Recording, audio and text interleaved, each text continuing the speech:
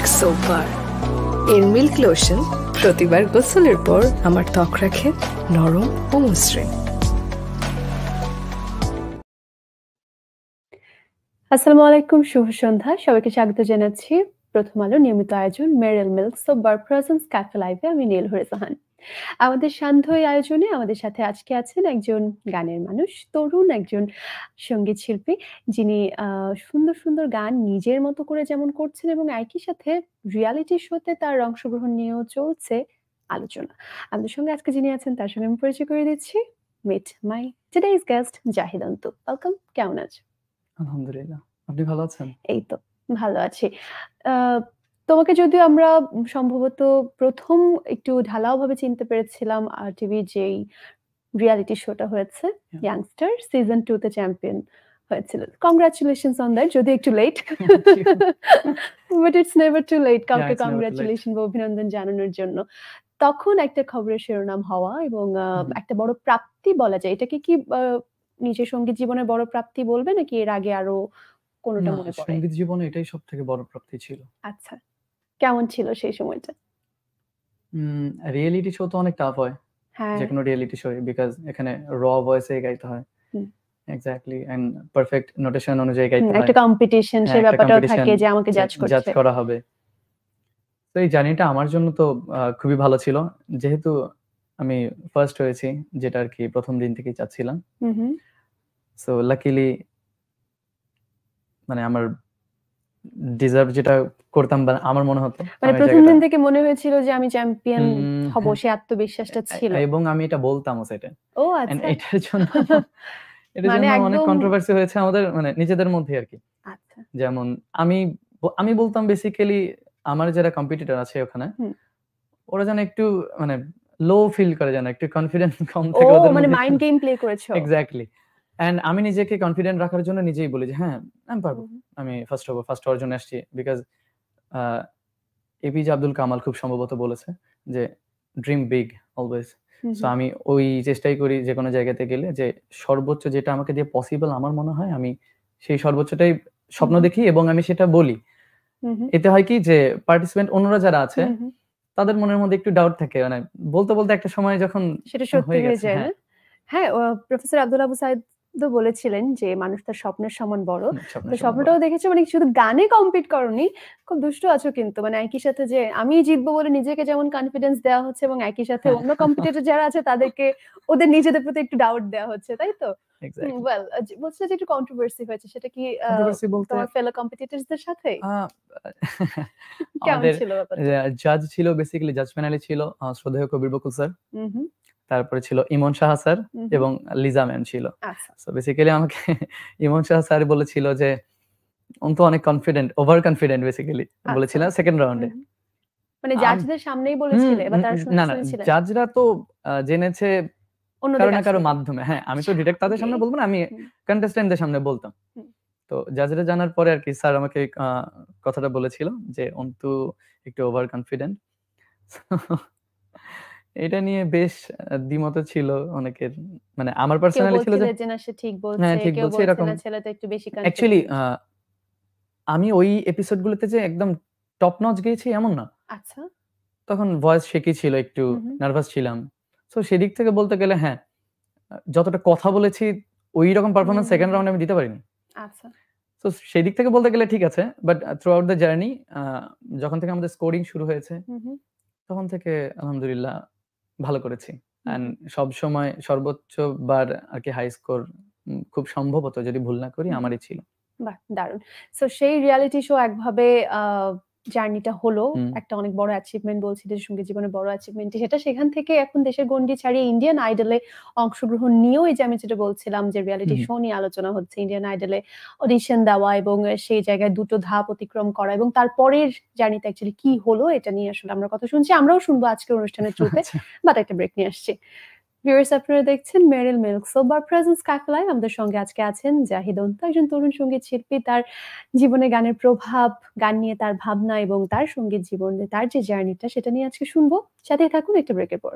মেরিল milk soap বার। এর milk lotion প্রতিবার গোসলের পর আমার ত্বক রাখে নরম ও মসৃণ। স্বাগত সবাইকে বিরতির পর। দেখছেন Meril milk soap bar presence cafe live. নীল আছে আর আমার সঙ্গে আজকে আছেন জাহিদ অন্তু। কথা বলছি তার সঙ্গে তার গানের জার্নি নিয়ে। তিনি আরটিভির ইয়াংস্টার সিজন 2 তে চ্যাম্পিয়ন হয়েছিলেন এবং এই তো কিছুদিন আগে অগস্টে তিনি অংশগ্রহণ করেছিলেন ইন্ডিয়ান আইডল, যেই রিয়েলিটি শোটি আসলে উপমহাদেশের একটি খুবই নামকরা reality show, one of the best, অনেকে দ্য বেস্ট বলে থাকে এটাকে। বাট নামটা ইন্ডিয়ান আইডল, ঠিক কি ভেবে তুমি এটাতে অংশগ্রহণ মানে অডিশনটা দিলে? আমার কোনো প্ল্যান ছিল না যে আমি এখানে যাব। আচ্ছা, first of all guide name আলামিন, ও আমাকে বেসিক্যালি বলে যে ভাইয়া চলো পসিবল। সো ইউটিউবে তো অনেক ভিডিও থাকে যে ক্রাইটেরিয়া গুলো কি কি, তা আমি ক্রাইটেরিয়া দেখেছি যে ফার্স্ট ক্রাইটেরিয়া ছিল যে ইন্ডিয়ান নাগরিকতা হবে, এন্ড সেকেন্ড ওয়ান ওয়াজ যে বয়স 14 থেকে 30 এর মধ্যে হতে হবে। সেটা তো ঠিক আছে, হ্যাঁ 30 এর বেশি তো ঠিক আছে, না 14 এর নিচেও না। না ওকে, ওটা ঠিক আছে, বাট প্রথম ক্রাইটেরিয়াই তো ম্যাচ করে না। সো আমি এয়ারে রিটার্ন টিকিট কেটেছি, তখন যাওয়ানি একটু বাই রুটে যাওয়ানোর ঝামেলা হচ্ছিল 17 তারিখের দিকে। সো আমি ওটা আবার ক্যান্সেল করেছি। আচ্ছা, যে হবে তো না। তারপরে আমি ও বলল যে হবে, সমস্যা নেই চলো। দেন আমি বাই রুটে বেনাপোলতে গেলাম, গিয়ে আমরা পরের দিন ভোরবেলা আর কি অডিশনে যাওয়া। অ্যান্ড তারপরে জানি যদি বলি, আমাদের ওখানে যদি ভুল না করি খুব সম্ভবত 700-800 জনের মতো হবে যারা অডিশন দিতে এসেছিল এখানে কলকাতাতে। সেখানে তুমি কি একমাত্র বাংলাদেশী ছিলে তোমার জানা মতে? আচ্ছা, এইটা নিয়েও একটু কথা আছে। বাংলাদেশী বলতে আমার সাথে যে ছেলেটা গিয়েছিল ও আছে, আলামিন না। আচ্ছা, হ্যাঁ, তো আর কি নিউজ চ্যানেলগুলো এভাবে বলেছে যে একমাত্র বাংলাদেশী গিয়েছে। হ্যাঁ, এটা এভাবে বলা যেত যে একমাত্র বাংলাদেশী যিনি প্রথম রাউন্ডে কোয়ালিফাই করেছেন। রাইট, ওকে। পার্টিসিপেট তো যে কেউ করতে পারে। তো এরপরের যে আমাদের রাউন্ড গুলো শুরু হয় basically first round, second round and then third round. একটা দিনে 3টা রাউন্ড ছিল। এন্ড এটার পরে হয় বেসিক্যালি মেইন রাউন্ড, যেটা আসলে আমরা দেখি শ্রেয়া ঘোষাল ম্যামের সামনে বা বিশাল স্যারের সামনে যেটা হয়।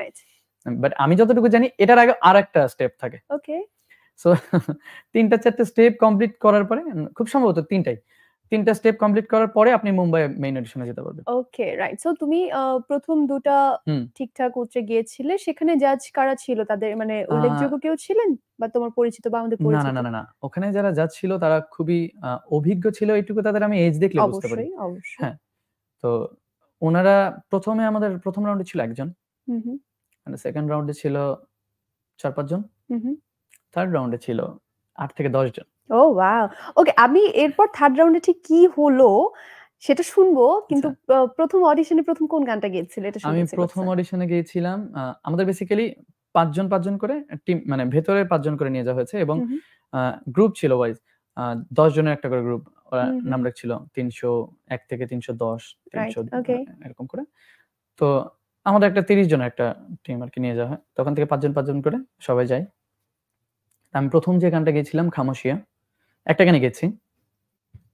এন্ড গাওয়ার পর আমার গিটারটা আমি ব্যাগটা এইভাবে একটা জায়গাতে রেখে আমি বের হয়ে গেছি রুম থেকে। তারপর আমি আসলে ভেতরে যাই যে আমার ব্যাগটা নিব। তো জাজ যিনি ছিল, আমি যাওয়ার পর উনি বলছে খামোশিয়া কে আগে তুম গায়ে থে? मैंने बोला हाँ सर मैं गाया था। ठीक है। और उसके बाद जब আচ্ছা ওটার পরে আচ্ছা, আমরা গল্প শুনবো, কিন্তু এই যে তোমার গান নিয়ে যেহেতু গল্প শুনছি, কথা শুনছি, গান শুনতে ইচ্ছে করছে। সেখানে যে গানটা গেয়েছিলে সেটা কি শুনবো ফার্স্ট অডিশনে, নাকি অন্য কোনো গান শোনাতে চাও? গানটা আমি অনেকবার গেয়েছি, সো আমি সেটা তো যদি হিন্দি গান ছিল, আমরা প্রথমে একটা বাংলা গান দিয়ে শুরু করতে পারি। একটা পছন্দের বাংলা গান হয়ে যাক তাহলে।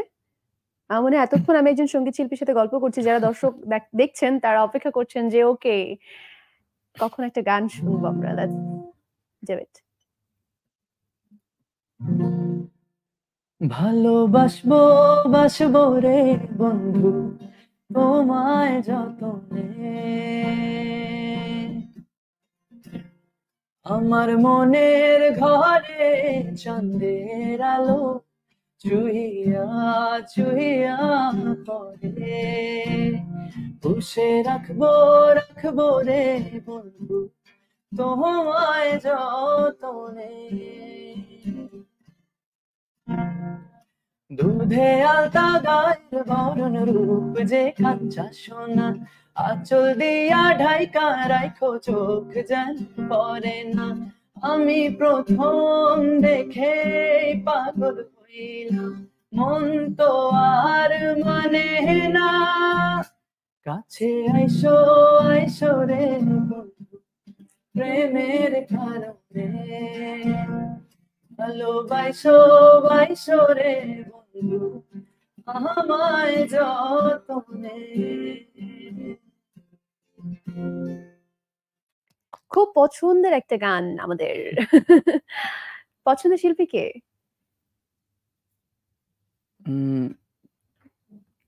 কঠিন প্রশ্ন করে ফেললাম। না, সহজ। আতিফ আসলাম স্যার। ওকে, মানে যদি ওয়ার্ল্ড ওয়াইড ধরি, ওভারঅল বলতে চাও। স্যার। আর দেশে কেউ আছেন হ্যাঁ, স্পেসিফিক? দেশে বাপ্পা মজুমদার স্যারের গান পছন্দ আমার। আর তাহসান ভাইয়ের ডিফারেন্ট একটা জোন, দ্যাটস ওয়াই ওটা একটু ডিফারেন্ট ভাবে ভালো লাগে। ইন্ডিয়ান আইডল নিয়ে শুনছিলাম, আর প্রিয় শিল্পীর কথা যেহেতু শুনছি, একটা ছোট করে সেই জায়গায় প্রশ্ন করতে চাই, আইডল কি কাউকে মানা হয়? আতিফ আসলাম স্যারকে। ওকে উনি। ওকে, গ্রেট। সো এবার আবার সেই ইন্ডিয়ান আইডল গল্পে চলে যে প্রথম অডিশনে কোন গানটা করছিলে সেটা শুনছিলাম একটু, কিন্তু এই গানটা আমরা শুনবো যেহেতু এটা নিয়ে আমরা এত কথা বলছি। তারপর আসলে ঠিক কি হলো? কয়দিন ছিল এই অডিশন রাউন্ড তোমার? একদিনই তিনটা? ও, সো প্রথম রাউন্ড তুমি কোয়ালিফাই করলে, সেটা যখন বললো একটু আশাবাদী হলে নিশ্চয়ই? হ্যাঁ, আমাদের 30 জনকে একসাথে ডাকা হয় একটা রুমে। ওকে, এবং 1 বাই 1 নাম ডাকা হয় সবার। তো আমি একমাত্র ছিলাম যে বসে আছি এখনো, সবার নাম ডেকে ফেলেছে। ওকে, লাইক তার নাম কি সিলেক্ট হয়নি। তারপরে সবাইকে ডেকে বলছে যে আপনাদের আপ লোগों का जर्नी यहीं पर खत्म होता है, आप लोग जा सकते हैं। I was like what? Then I'm selected. পাশে থেকে আর কি সবাই বলছিল bro you selected. And I got excited, and তখন আর কি খুব ভালো লাগছিল আমার। অবশ্যই খুবই ভালো লাগছিল বিকজ ফার্স্ট টাইম ইন্টারন্যাশনালি একটা রিয়েলিটি শো ভালো লাগার কারণ, হ্যাঁ, মূল একটা কারণ হচ্ছে যে ওরা এত ভালো গায়, বলছে ওরা অনেক ভালো গায় এবং সবাই গান শিখে তারপর আসে। এমন না যে গান না শিখেই কেউ চলে এসেছে, এরকম খুবই কম। সো সবাই খুবই ভালো গায়। তো ওই জায়গাতে সিলেক্ট হওয়া, আর এতগুলো মানুষের মধ্যে 30 জনের মধ্যে থেকে একজন প্রথম রাউন্ডে নিল। 30 জনের মধ্যে একজন, সে একজন, দ্যাটস গ্রেট অবভিয়াসলি। তারপর সেখান থেকে সেকেন্ড রাউন্ড একই দিনে। হ্যাঁ, সেকেন্ড রাউন্ডে কোন গানটা করেছিলে? সেকেন্ড রাউন্ডে 3-4টা গান গেয়েছিল। ওকে, আচ্ছা। আর এর পরের বেসিক্যালি আমি সব নিয়ে আর বলতে চাই না বিকজ আমি সেটাকে কিন্তু যাইনি এখন। হ্যাঁ, ডিসঅ্যাপয়েন্টেড অনেক আমি। ওকে, তারপরেও আমি এটুকুই বলবো, হয়তো আমি মোস্ট ডিজার্ভিং ছিলাম না, দ্যাটস ওয়াই সিলেক্ট হইনি। বাট সেকেন্ড রাউন্ডটাও তো উঠে গেল, সেখানে কয়জনের সাথে কম্পিট সেখানে করেছিলে? 4-5 জন জাজেস ছিল।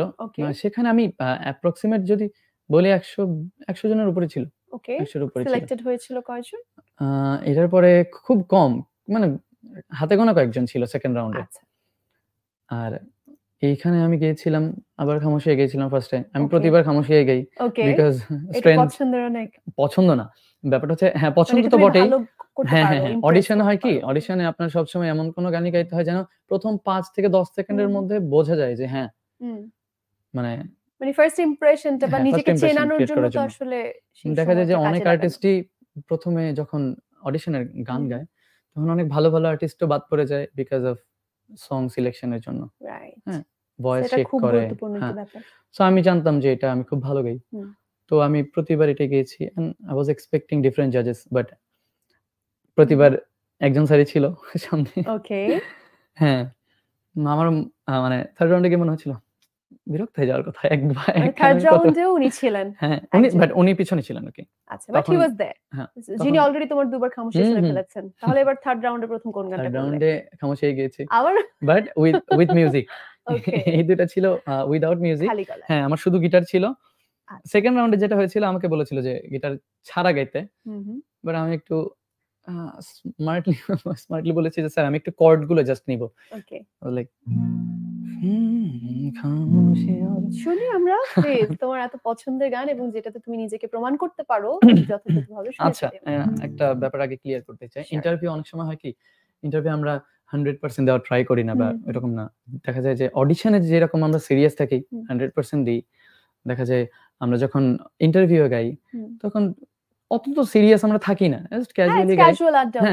মানুষ যদি কেউ এটা দিয়ে জাজ করে যে হ্যাঁ ঠিক আছে, ধরুন গলা একটু হয়তো এটা দিয়ে যদি কেউ জাজ করে আমি বলবো যে এটা ঠিক না আরকি। ওকে, এটা কারণ দিয়ে আমরা জাজ করার কিছু না, এখানে কোনো জাজ নেই, এখানে কেউ এটা বলবে না, তো এটা যা খেয়াল ইচ্ছা করবে না গাইতে কত পারি। ভালো হচ্ছে। জাস্ট মন খুলে তোমার পছন্দের গানটা আমাদের শোনাও। क्या उस गली में कभी तेरा जाना हुआ, जहां से जमाने को गुजरे जमाना हुआ, मेरा समय तो वहीं पे ठहरा हुआ, बताऊं तुम्हें क्या मेरे साथ क्या क्या हुआ। खामोशियाँ आवाज है, तुम सुनने तो आओ कभी, छूकर तुम्हें हिल जाएंगे, घर इनको बुलाओ कभी, बेकरार है बात करने को, कहने दो इनको जरा, खामोशियाँ तेरी मेरी खामोशियाँ, खामोशियाँ लिपटी हुई खामोशियाँ। বাহ, দারুণ। সো দুটো ধাপ পার করার পরেও আসলে তৃতীয় রাউন্ডে বাদ পড়ে যেতে হলো। That was the final round actually. ও, that was the final round. Yeah. Okay, ওইটা যদি ক্লিয়ার হতো তাহলে আমি মুম্বাই যেতে পারতাম। আসলে কি বলেছিল? আমি বিষয়ে কিছু বলেছিল বলছি কি? মানে তারা কি কিছু জানিয়েছিল যে কেন আসলে না বাদ পড়ছো? ও আচ্ছা, সেটা মানে আমি না আচ্ছা আমি থার্ড রাউন্ডের জাস্ট কিছু কথা বলি। আমি বলতে চাই না যে মানে চাচ্ছিলাম কি এইটুকু বলতে পারি যে আমি কিন্তু দুইবার, একবার থার্ড রাউন্ডেই একবার অডিশন ভেতরে রুমের থেকে একবার অডিশন দিয়ে বের হওয়ার পরে আবার আমাকে ডাকা হয়েছে। And there is a camera behind জাজেস, এন্ড আমাকে বলা হয়েছে যে গিটার দিয়ে তুমি ক্যামেরার দিকে তাকিয়ে থেকে গাও।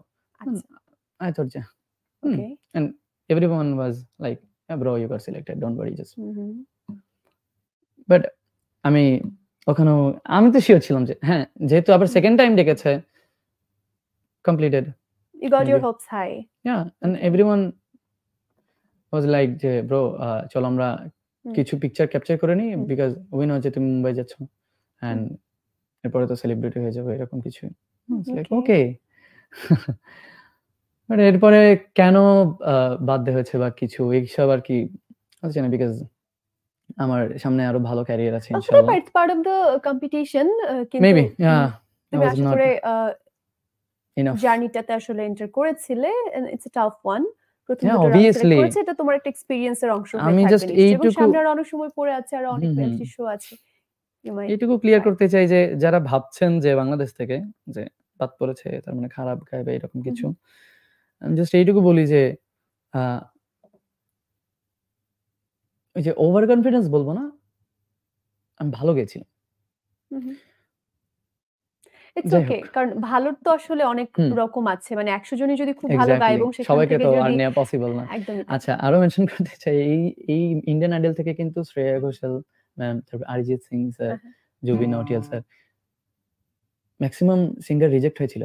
তার মানে এই না যে ওনারা খারাপ গাবে এরকম কিছু। That's the spirit. মানে তুমি, আমি জানি তোমার মনটা খুব খারাপ, এবং আমি এটাও আসলে বুঝতে পারছি যে একটা জার্নিতে কন্টিনিউ করতে না পারাই মানে it's not the end of the world. এবং অবভিয়াসলি অনেকেই অনেক জায়গায় প্রথম হতে না পেরেও হয়তো দ্বিতীয় বা তৃতীয় হয়ে প্রথমের চাইতে অনেক এগিয়ে গেছে, দর্শক হৃদয়ে জায়গা করতে পেরেছে। অবশ্যই তুমি ভালো গান করে দর্শকদের হৃদয়ে জয় করতে পারবে, এটাই আমরা চাইবো। এবং একই সাথে সেই জায়গা থেকে তো মনে পড়ে যাচ্ছে আন্দোলনের সময়টাতেও তোমার একটা গান দিয়ে তুমি মানুষের হৃদয় জয় করে নিয়েছিলে।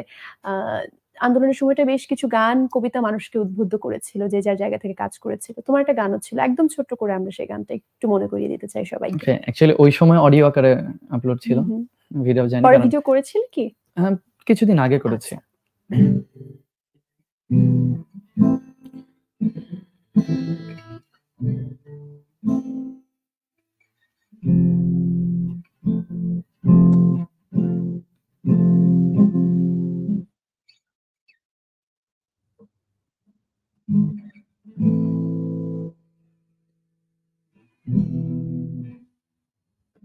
Just a minute. No problem. নিজেই তো লিখেছিলে তখন। এটা হ্যাঁ। কত তারিখে রিলিজ করেছিলে যেন? কিছুদিন আগে। আর অডিও আকারে তো ওই সময় হ্যাঁ, ওই সময়টার কথাই বলছি। সম্ভবত 27-28 এরকম হবে। তোমায় স্বাধীন করতে আর কত প্রাণ দিতে হবে তুমি বলো, আর কত মায়ের বুক খালি হলে লাগবে তোমার ভালো। ওরা লাল সবুজের দেশটাকে আজ রাঙিয়েছে রক্তে, আমি যাই বলি ভুল বন্দি জীবন স্বাধীন রাষ্ট্রে। কার কাছে যাব, কার কাছে বলো, কার কাছে? বিচার যাদের করার কথা ওরাই তো মেরেছে। কার কাছে যাব, কার কাছে বলো, কার কাছে? বিচার যাদের করার কথা ওরাই তো মেরেছে। ইট পাথরের কিছু হলে ভাই জীবন দিয়ে এই মূল্য চোকাই টোকাই, এসে মেরে গেল কাল খবর শুনে কেউ মরে নাই। পরিচয় দিলাম ছাত্র শুনে, দেখি বেটা তোর কি আছে ফোনে। অবাক হয়ে ভাবলাম শুধু স্বাধীনতা বুঝিয়ে কেই বলে। কার কাছে, কার কাছে বলো, কার কাছে? বিচার যাদের করার কথা ওরাই তো মেরেছে। কার কাছে যাব, কার কাছে বলো, কার কাছে? বিচার যাদের করার কথা ওরাই তো মেরেছে। বেশ প্রতিবাদী একটা গান তুমি করেছো। ওয়েল, পড়াশোনা তো এখনো চলছে। হ্যাঁ। কি করছো জানো? আচ্ছা, আমি ঢাকা ইউনিভার্সিটিতে পড়ছি মিউজিক ডিপার্টমেন্টে ফাইনাল ইয়ারে। মিউজিক ডিপার্টমেন্ট নিয়েই পড়ছো। সো তার মানে বোঝা যাচ্ছে যে মিউজিকটাকে নিয়ে অনেক বেশি সিরিয়াসলি আসলে অনেক আগে থেকেই ভেবেছো। কখন থেকে গানের শুরুটা হয়েছে? একদম ছোট থেকে। কত বড়? ক্লাস 2-3 হবে 2-3 খুব থেকে। সম্ভবত। কি ধরনের গান চর্চা করতে বেশি তখন পছন্দ করো? আচ্ছা হ্যাঁ? আমি ভারতীয় চ্যানেল বেশি দেখতাম, আচ্ছা। সঙ্গীত বাংলা দেখতাম। ওকে। তো প্রথম আমরা সবাই ছোটবেলায় হ্যাঁ তাই করতাম। সঙ্গীত and আমি দেবদার অনেক বড় ফ্যান ছিলাম। ওকে। তো ওনার গানগুলো শুনতাম ওই সময়ের, ওনার অভিনীত যে গানগুলো পাগলু ছিল। ডান্সটা। এই যে আয়না মন ভাঙায় এই গানগুলো শুনতাম। তো আস্তে, আস্তে এটার পরে আমি ফোক শিখেছি ১ম এ। আচ্ছা। আমার বাসায় বাবা-মা টিচার দিয়েছিল। তখন উনি আমাকে ফোক গান শিখাতো। ভাটিয়ালি, ভাওয়াইয়া, ফোক গানগুলো বেশি শেখা সব হয়েছে। ধরনের করা হয়েছে। তারপরে যখন মানে গ্র্যাজুয়ালি আরকি ক্লাসিক্যাল, তারপরে আধুনিক এগুলো শেখা শেখার হয়েছে। মধ্যে আছে এবং এখনো যেহেতু হ্যাঁ, আসলে ঢাকা এখনো শিখছি। ইউনিভার্সিটিতে ফাইনাল ইয়ার, তাই তো মিউজিক নিয়ে পড়াশোনা ফাইনাল ইয়ার। করছো। সো সেটার মধ্যেই শেখার মধ্যেই আছো। গান যেমন জারি থাকতে হবে, গানের শেখাটাও জারি থাকুক, হ্যাঁ, সেটাই এখন চাইবো। শেখাচ্ছি আবার। এটা ও হ্যাঁ, সে জায়গায় যেতাম। টিচিং ও করছো? হ্যাঁ। কোথায় বলো? আমাদের বলে আমি জানিয়ে দাও। নিউবি বেসিক্যালি আচ্ছা। আমেরিকান স্ট্যান্ডার্ড ইন্টারন্যাশনাল স্কুলে হুম। আমি আগস্টে জয়েন করেছি। আচ্ছা। মিউজিক শেখাচ্ছো হ্যাঁ, বাচ্চা? মিউজিক শেখাচ্ছি ওকে। আমাদের ওখানে আ সবগুলো স্টুডেন্ট বেসিক্যালি একটা ব্যাপার আমার খুব মজা লাগে যে আমার ওখানে স্টুডেন্ট গুলো ইন্ডিয়ান, পাকিস্তানি, সৌদি আরবিয়ান, আচ্ছা। আমেরিকান, কানাডিয়ান, ফিলিপাইন, মানে মেক্সিমাম সব বাইরের স্টুডেন্ট গুলো। বাংলাদেশীও তো আছে? হ্যাঁ, বাংলাদেশি আছে একই সাথে অনেক কম। দেশের। হ্যাঁ, আচ্ছা। সব রকমেরই আরকি। ওকে। কি ধরনের গান শেখাও তাহলে ওদের? ওদের আমার ইউরোপিয়ান গানগুলোই শেখাইতে হয়। ওকে। যেমন ইংলিশ যে গানগুলো থাকে like a Waving Flag, When I Get okay. Older I'll Be Stronger, then Great. Hall of Fame. বন্ধু, আমরা একেবারে শেষের দিকে আছি। তোমার সম্পর্কে আসলে মনে হচ্ছে যে গল্প করতে, করতে আমরা আরো অনেকক্ষণই আড্ডা দিতে পারতাম এবং যেহেতু আসলে একজন গিটার নিয়ে একজন সিঙ্গার আমার সামনে আছে, গান আর গল্প এটা অনেকক্ষণ চলতে পারে। I am sure about Exactly. That. কিন্তু সময় শেষ হয়ে গেছে কিন্তু। Thank you so much once again. তুমি অলরেডি একটা রিয়েলিটি শোতে বাংলাদেশের চ্যাম্পিয়ন হয়ে নিজেকে প্রমাণ করেছো। একটা রিয়েলিটি শো ইন্টারন্যাশনাল, সেটাতে বাদ পড়ে যাওয়ার একটা ব্যাপার নিয়ে মন খারাপ হচ্ছে আমি জানি, বাট এটা নিয়ে অলরেডি আমরা কথা বলেছি। There is a long way to go and you will do great. ইনশাআল্লাহ। I'm quite sure about it. আর শেখাচ্ছো, তোমার স্টুডেন্টও আছে, নিজে এখন শিক্ষকও হয়ে গেছো, পড়াশোনাও করছো। সবকিছুই চলতে থাকুক। ছোট্ট করে যদি দর্শকদের কিছু বলতে চাও সবশেষে। আচ্ছা। আমি আসলে আমার ফ্যান্সদের বলতে চাই যারা আমাকে সাপোর্ট করছে। কিছুদিন আগে এখনো বলবো না যে খুব ভালো একটা সময় যাচ্ছে। আমি মেন্টালি একটু ডিস্টার্ব ব্যাপারগুলো নিয়ে। বাট আমি জানি আমি আসলে কতটুকু ডিজার্ভিং বা আমার ফ্যান্সরা যারা আছে, আমি যখন আরকি ওরা যখন জানে ব্যাপারটা, আমাকে এত ভালোভাবে সাপোর্ট করেছে। আমি ওদের কাছে কৃতজ্ঞ, সারা জীবন কৃতজ্ঞ থাকবো যে আমার খারাপ সময় বেসিক্যালি আমার ফ্যানসরাই আমার পাশে ছিল, এখনো আছে। সো আমি জাস্ট ওদেরই বলতে চাই that I love you guys. দিন শেষে আসলে একজন সঙ্গীত শিল্পীর জন্য সেটাই সবচেয়ে বড় পাওয়া। আমি দর্শকের কাছ থেকে বিদায় নিয়ে নিই, একটা গান শুনতে শুনতে বিদায় নিই, যেহেতু তোমার স্টুডেন্টদের কথা চলেই এলো, তাদেরকে যে গানটা বেশি শিখিয়ে থাকো, শুনিয়ে থাকো, সেটা শুনতে শুনতে আজকে বিদায় আচ্ছা, নিব। গ্রেড 5 এ একটা গান শেখাচ্ছি আমি, গ্রেড 5 এর স্টুডেন্ট, সেটা শুনবো, আমি একটু বিদায় নিয়ে নিচ্ছি। দর্শক, জাহিদ অন্তু আজকে ছিলেন আমাদের সাথে, একজন তরুণ সঙ্গীত শিল্পী, তার সামনে এখনো অনেকটা চলার পথ বাকি এবং আমরা আশা করতেই পারি সেই চলার পথে তিনি অনেক ভালো ভালো কাজ আমাদেরকে উপহার দেবেন। ভালো থাকুন সবাই, অনেক ধন্যবাদ আমাদের সাথে থাকবার জন্য। চলুন আরেকটা গান শুনতে শুনতে বিদায় নিই। Thank you so much once again. Antu, চলো আমরা গান শুনি। ওকে, আচ্ছা, ওদের যেটা শেখা ওঠে না, আমার ফেভারিট গেছে। ওকে, শিওর।